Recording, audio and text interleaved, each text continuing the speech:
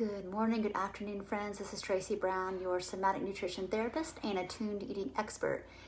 And we are going to talk about shame this week. None of our favorite topics, but from the healing perspective, it is probably one of the most important topics. And what you're going to find today is that I'm going to be reading from you some notes I've been thinking about over the weekend and taking around how we know if we're in this like shame spiral when we are wanting to do this really important food and body work. I gotta say this, is that if we have any kind of trauma and shame overcoupling, intuitive eating isn't the easiest thing to get to. I find that the majority of people that I work with, probably only 10%, can just crack open the book and try one or all of the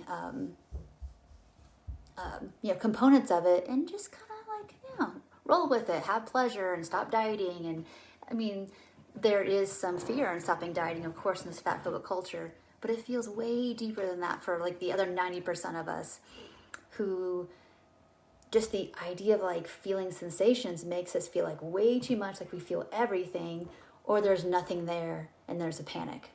So I want to give you 3 places where I recognize that there is a shame and trauma overcoupling of, food and body shame that's gotten overcoupled with just overwhelming or too big things that have happened and we didn't have the capacity or the resources for it at the moment, and there's no repair. So number 1, and we're not going to talk about solutions today, we're going to just talk about, can we start to notice where we do this? And this is a sign of things have been too big or too fast, and there just was nothing there, and it has gotten overcoupled with your food. And why intuitive eating doesn't just work once you just read the book, and the moment you start eating a bigger variety of food is where the emotions start coming up, and why we want to go back and we start to hear these recordings these tapes in our head. Okay, so number 1, I call it the failure recording, is that when people start trying to tune into their hunger and fullness. Now, I am going to include here people who need to re-nourish, right? So if you are, doesn't matter what size body you are, but you've been dieting, or, it goes both ways. Like if you don't have enough fuel in your system, whether you've been restricting and then binging, or you've just been restricting, once you start trying to eat more, you're going to notice that there's a part that feels like you can't do this. It's just too much. So if you hear a failure recording of I can't, it's too much work, I feel unsafe, I'm starting to do this and then I get stuck, you're feeling really vulnerable, those failure recordings mean that like starting to do the things you need to do, you're getting revved up and shutting down. And there's a level of there is a lot of kind of shaminess tucked in with starting to get your needs met.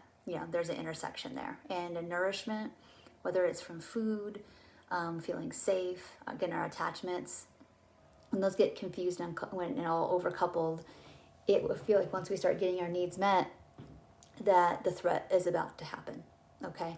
And that's really important that you notice that failure recording. If you feel like this is too big, too hard, you'll never get there. That's a shame response. Number 2, of course, is the emotions. So you might find that underneath, let's say you go to eat more food and you get really irritated and you get really mad, or you have anger, blame, rage, or if you're more noticing more grief, hopelessness, disgust. Those are emotions that are over top the shame avoidance. So it's much easier to fight yourself, blame other people, hate yourself, than it is to feel that excruciation of being made to feel like that you're insignificant, you don't matter, you're too much. So there will always be other emotions tied up with the shame. So anger, rage, blame, grief, hopelessness, disgust, those are the big ones usually.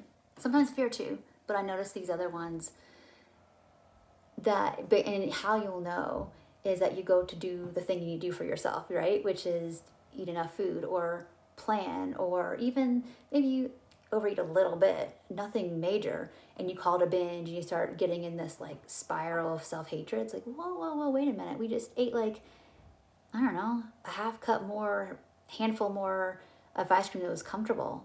You didn't run over my dog. What's going on? That there's just intense thing that's not congruent. And what you'll notice is like, underneath the rage and the self-flagellation is some shame for missing the mark. Something has happened, with food and around that. And then lastly, what we're going to talk about today is like this internal like desire to like basically disappear, right? So you're going to have like, it's going to feel like being in a relationship is excruciating, that you want to hide. There's again some overreacting, overreaching. We feel like we want to disintegrate. We want to accommodate. And there's just this really strong urge to disappear. Like, my existence isn't safe. And if that's happening around your food, you want to be really, really, really like curious and be this compassionate witness, like, whoa, I am afraid to go out into the world having I don't even know if I've gained weight. It just feels like I've gained weight, and that makes me want to be invisible.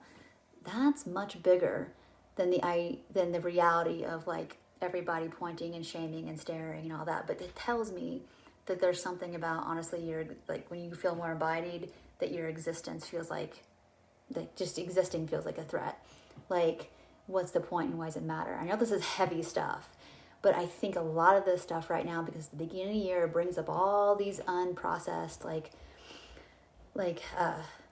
what's it called? Like shame stuff, in our neurobiology. And it's, of course, this time of year, overcoupled with this conditioning we have in our culture of like, of course you have the wrong body.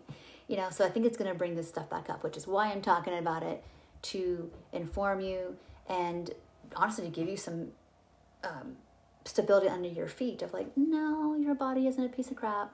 It's just the culture telling you that, which is also going to reinforce any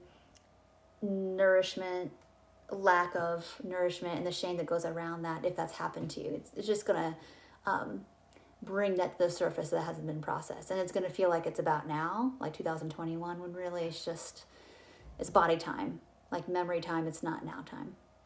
And that you do have, hopefully, if you're watching this, more resource than you did back then. So in Wednesday's video, we're going to talk more about like, well, when I notice that stuff, let's say the failure recordings, what do I do with that? We're going to talk more about that on Wednesday.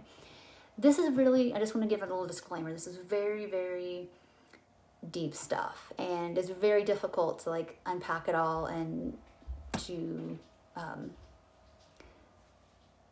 like discharge all the charge around food and body when shame's involved. And usually because shame happens in a relationship, to get unshamed, we need a relationship as well. Usually we need to be feeling our way out of this in safe relationships. So if you don't have that, I highly recommend that's gonna be your number one thing, is to get into safe co-regulation. If you don't have that, reach out to me.